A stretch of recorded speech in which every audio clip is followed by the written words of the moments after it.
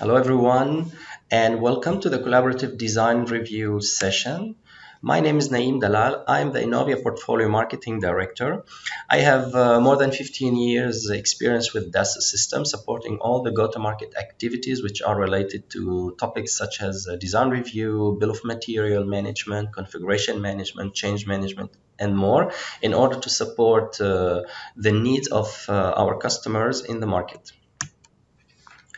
This is our agenda today. We will start first with the business challenges which are related to the design review topic. And then we are going to detail the roles and the applications which are used in the platform in order to answer these business challenges. And finally, we're going to go through a short demonstration for you to better understand how these applications would work together. So let's start with the business challenges. So let's talk about how efficient management our customers are facing today in terms of digital mock-up review process. So they want this process to be efficient in a way that they will be able to involve different stakeholders who are part of the process, how they can review the 3D design, and how they can raise issues and describe the resolutions in real time with the visibility and complete traceability on these processes. So the question is also how users who are part of the process can access the latest CAD data. They don't have always to have a CAD application just to review a CAD design and to highlight critical issues, and maybe further on raise change processes in order to resolve these issues. And also how we can give direct access and real-time access to these issues after they have been created, and to involve all the right users in order to finally resolve the issues that have been detected originally in the design review process. So the 3D Experience platform delivers different solutions which you can benefit from in order to accelerate your design maturity by focusing on the current product issues which are identified in the design during the design review process in real time. This is something extremely important because it's important to detect design issues and to accelerate the maturity of the design way before the design goes further on to the production and to other domains in the organization. It also enables you to enhance the resolution process because it delivers you a real-time design review with a complete full traceability, and it improves eventually the resolution of the issues that have been detected in the design review process. So how the platform, the 3D Experience platform, delivers all these benefits.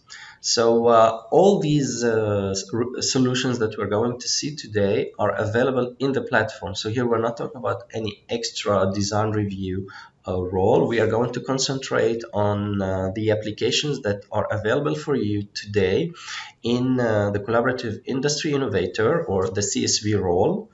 And we're talking about here the 3D markup application, issue management, and change action. All these three applications are available in the platform. They work together, they are connected, and these applications will help you to generate the design reviews and also to work in a collaborative manner using involving different stakeholders in this process. Let's start with the 3D markup. So the 3D markup app is it's an app which allows you to create design review on content that exists already in the platform. So when we talk about design review, it's a way to define your observation, to record your observation in the platform by simply adding text, adding annotations, adding certain measures and sectioning on the content that you have in the platform. Each time you create a content, you can capture it in what we call a slide. So you may create different slides as you want, because each slide may focus on a specific view, for example, of the product or specific part of the product. Different users might work together and they create different slides, for example. So this is a collaborative way that everyone can share their own observations on the content that they want to work on in the 3D markup. Now, we're talking about capabilities such as sectioning, measurements, and annotation. So these are all kind of graphical capabilities that you can use in order to measure the content, do some sectioning on the 3D geometry, and also enrich your review by adding text and graphical annotations. But in terms of content, it's not just a 3D. We're not just talking about markup on 3D content. So yes, by default, probably this is a tool that you may use mainly to mark up your products. However, you can use this tool in order to run markups on things like interference simulations and metrics, drawings, documents, requirement specifications, and much more. So it's 2D, 3D, and it goes beyond that as well. Now, once we have completed our markup, so we have detected the issues, we have highlighted all these problems, and we have made all these measures and the sectioning, what do we do next? We need to raise some kind of an issue here in case there is a problem that we need further to investigate. So from the 3D markup, there is a way to raise also an issue. So this is an issue management application which allows you first to raise the issue or a formal issue, and it could be created from scratch or based on a template. So it depends how the organization is working with issues. This is something that is available in the platform. And when you define an issue, obviously you need to define the members who are involved in the issue so they can work together to propose a resolution, to resolve it, and so on. And you need also to have a visibility on the reported against. So this is the product that the issue has been raised on, so has been created on. So that's something that will be visual, and it's important also to add it so you can understand on which product the issue has been reported on. There's another element which is very important, is the resolve by. And the resolve by is how we are going to resolve the issue. So it could be, for example, by replacing existing part with another part, or it could be probably a change action that will resolve the issue, and so on. So you have different elements that you can add here in order to explain what will be the resolution of your issue. And there are also other important elements here that you can add in order to enrich the issue definition. That could be, for example, the context. In which context we are working here? The issue is maybe on a specific part. However, this part is in a context of an assembly, for example.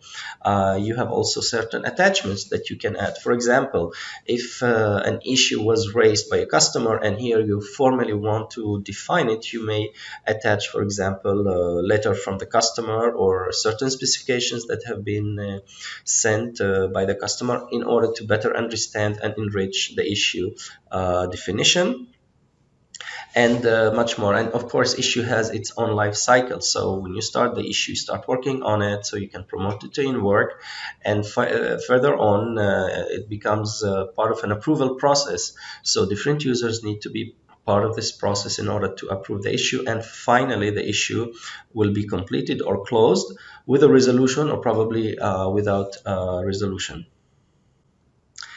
The next important application is the change action, and the change action is the formal element or the formal change process which is used in order to implement a change or modification in the design, for example. So the change action allows you to manage the change and to trace the implementation until the implementation is done and completed. The change has various important content. So starting with the members, and that could be single users that are part of the change process, or you can add here a route, for example, in case I know that the change needs to be approved by a set of users, and these users are part of a route that has been defined maybe by the administrator. So you can add here a route or a route template, and this route will be used as the process for approval of the change itself.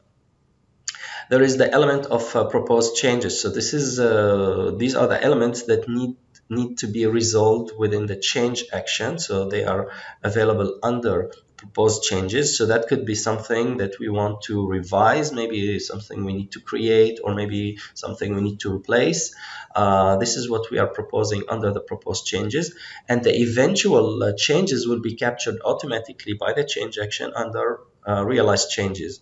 So there is an element or functionality which we call the work under. So if I'm a designer, I'm working under the authority of a specific change action, then from that moment, whatever I do will automatically be captured by the change action. So I can replace a part, maybe I can revise, maybe I can create a new part, and so on. I don't have to tell the system, okay, this is part of the change. The change action itself will automatically capture my work.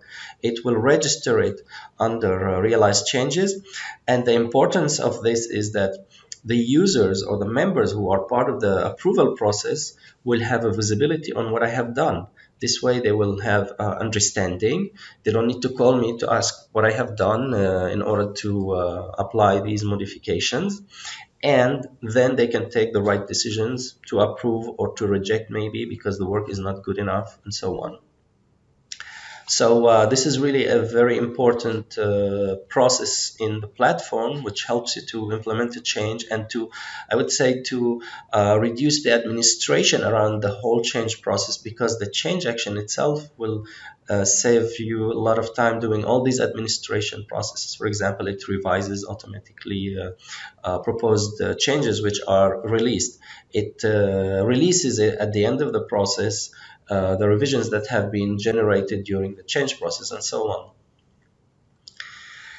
Now, to better understand also how we can do a collaborative design review using these applications, let's see a short demonstration which involves all these applications together.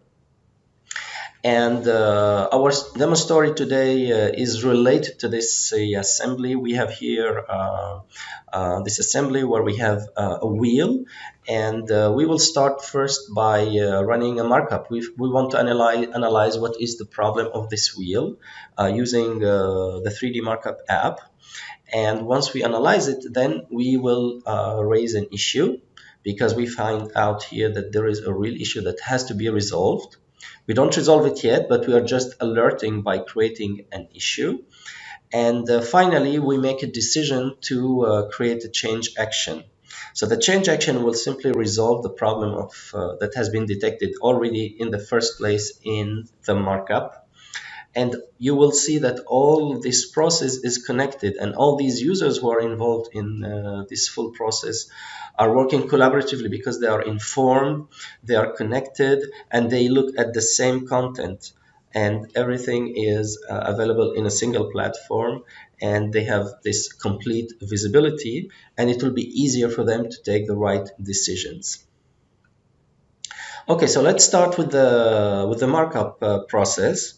So here we have a user that has received from the project manager a task. So Molly is the project manager, and she assigned a task for two users. One will be the designer, which is the current user here, Dog, and the problem has been described that we have an ergonomic issue here with the wheel, and this task has been assigned to Dog and to Edward, these two users. And currently there are no comments, but Doug will start understanding what is required from him. So first he promotes the task to in work because he wants to start working on the task. And the first thing he will do is simply he will take this product and add it to the 3D markup. So a simple drag and drop will simply add the product into the 3D Markup app. And the target here is to start analyzing the problem. So we have this assembly, and we will start doing all kind of markup by creating first a new markup. And we want to analyze, for example, the distance between the lock and the wheel. So all these annotations can be done using the different available tools in the 3D Markup app.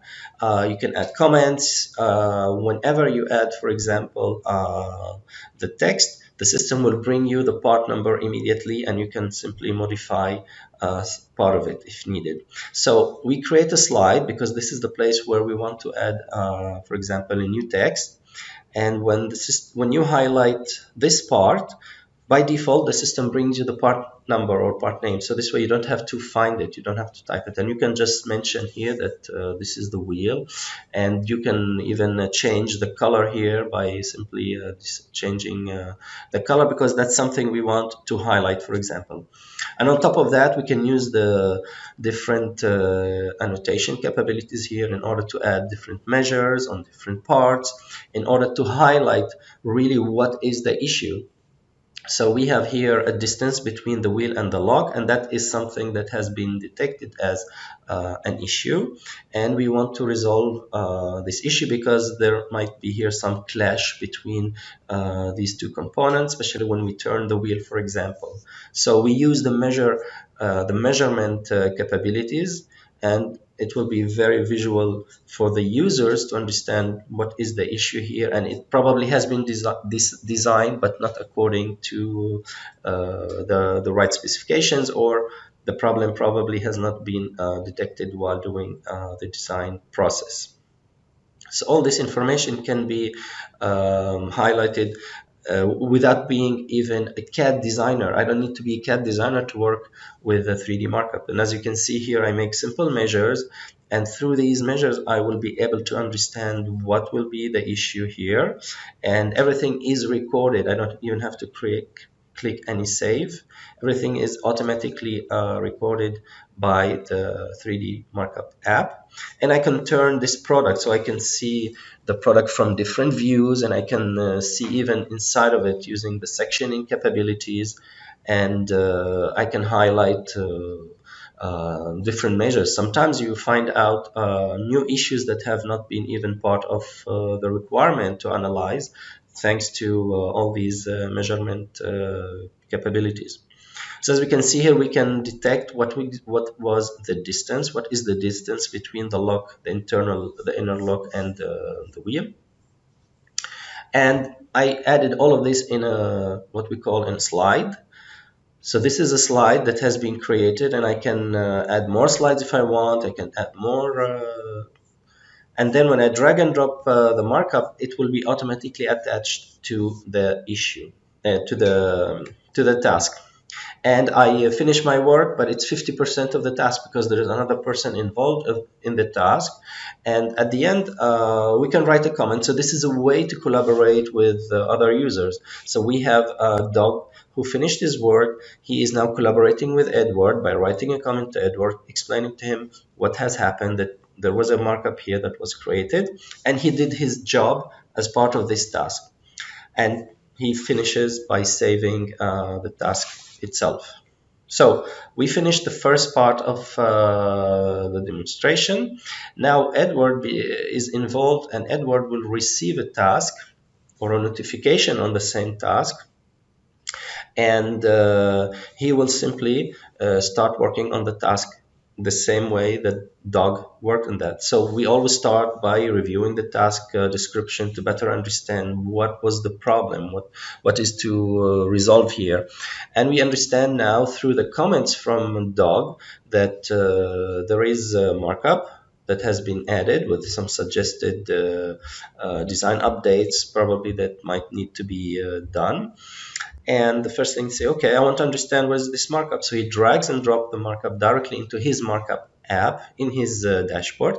And he reviews here everything that has been created by Doug to understand the issue that has been detected. And he can add one more slide even. Maybe he wants to add some more analysis, and he wants probably to highlight a specific issue here to say, okay, this is a design error here. This is insufficient space between the wheel and the lock. We need to do something about it. So the first thing he will do is simply to raise an issue. And as you can see from 3D markup, I can raise an issue. And this is extremely important because once you do it this way, everything will be connected. So we will see further on that the markup itself is already attached to the issue. For example, certain content is automatically copied to the issue to help you really accelerate the definition of the issue.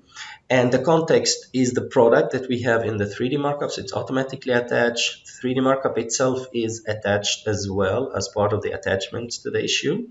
And in the members, the owner obviously is Edward, who is the person who created this issue. And he can add assignees. So first he will assign Molly. She's the project manager because she will need to take some other decisions further on. So the issue now has been started by Edward, and that means that the task is now complete. So two persons collaborated on the task, so it's enough to promote the task or to push it to 100%, and to add a comment to say, okay, I have detected an issue here, I have raised an official formal issue, and please take it from now on further, what to do. We agree there is a problem here. Should it be resolved by a designer, or how we're going to resolve this issue? So he creates a note to Molly. She's the project manager, and she is already involved in the issue. So once everything is saved, now we go to the last part of this process, and we will raise a change action. So now Molly, she's the project manager. She's involved in the process. She will receive now a notification. The task is complete. So she will receive a notification about the completion of the task, and a notification that Edward mentioned her name in the task. So she needs to review the task. She needs to understand what happened here, why she is mentioned in the task, and what are the next steps to be taken by her, because now it's in her hands. So by reviewing all the comments, the history of this collaboration between the designer, Doug, and Edward, the engineer, she decides to thank them and to say, okay, I understand, now I need to take it further on. And from at this moment, she goes directly to the issue, which has been assigned to her, and she will review the issue. So the issue now has the complete picture. It has the details, obviously, of the problem. It has a proposed resolution, recommended resolution, and she says, okay, I'm promoting it to in-work because I want to start working on it. And she starts defining things like estimated start date or end date. Maybe she will add some more members. Maybe she can add some more attachments which are related to the issue. And she decides that, okay, the problem will be resolved now by raising an official change process. So she can review also this markup again, dragging it and drop it from the issue directly in the 3D markup. Again, it's the same 3D markup, so you can see everything is connected to each other, and she raises directly a change action from the issue, because now we need an official formal implementation process, and that will be the change action. And she can update the dates and the description, and we'll start the change action by saving it to the platform. So the change action becomes now the resolution of the issue. So as you can see, it's automatically added as resolved by for the issue. So if you look at the change action now in the list, we can see all the details of the change action, starting from the content, the properties, the members who are part of the change. We can add more. The proposed changes, which will be this assembly. And currently there is nothing in the realized changes because the change has not started yet. And in the context, we have the product that was available in the 3D markup. And again, the markup itself is added as attachment to the change action. So everything is connected, everything is available for everyone in the organizations. We started from an issue, we went through a change process, and everything even started from a task. And a task, as you have seen, it's an extremely important tool for collaboration, for exchanging messages, for connecting people together and connecting all this content in a single location. Okay, so that was a brief description of how we can collaborate on design review. What are the tools? What are the main applications and which are available in the platform? So we talked about 3D markup, we talked about issue management, we talked about change action and how things can be connected together. So what are the main takeaways? Again, I'd like to repeat that these solutions that we have seen today in the 3D Experience platform will enable you to accelerate your design maturity. They will enhance the resolution process. We have seen how we can understand what is the issue, detect an issue, record it in 3D markup, and further on decide how we can resolve it through an official process where we involve the right people at the right time and giving them all the right visibility to the issue. And eventually we will improve the whole resolution process and we will track it, because all these processes have their own life cycle. They involve the right people, and in the future, if there is any problem, we can always go back to the issue or to the 3D markup or to the change action. We can track all these processes and who was involved and why we did these changes and how we detected all these issues. So everything is really available in the platform. It is extremely important to trace all these problems, and they're available for future tracking as well. Thank you for listening. I hope it was really beneficial for you, and I wish you a great event. Thank you.